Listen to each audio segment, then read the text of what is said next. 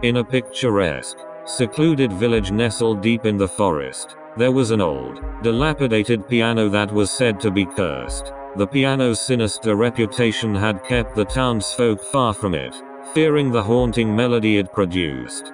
But there was one person who couldn't resist its allure, a young pianist named Claire.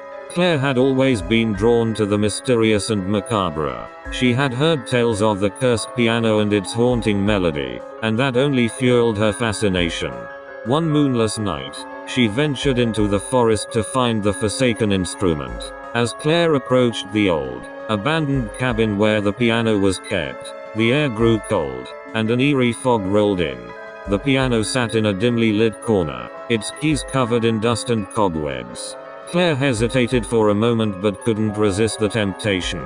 She sat down at the piano and began to play a haunting melody that she had composed for the occasion. The music echoed through the cabin, a melancholic, otherworldly tune that seemed to seep into the very walls. As Claire's fingers danced over the keys, she heard an ethereal voice singing along to her melody. It was a voice that seemed to come from the shadows, soft and mournful. The words were indistinct, but they carried an overwhelming sense of longing and sorrow. The melody continued, and Claire felt a presence behind her. She turned to find a shadowy figure standing in the cabin's doorway. The figure was draped in tattered, ancient clothes, and its face was hidden in darkness. It reached out its hand, beckoning Claire to continue playing. Unable to resist, Claire played on, her music and the figure's voice weaving together in a haunting duet. The figure glided closer, its presence sending shivers down her spine. She could now see its eyes, empty and mournful, filled with a profound sadness. As the melody reached its crescendo, the cabin seemed to tremble, and a cold wind swept through the room.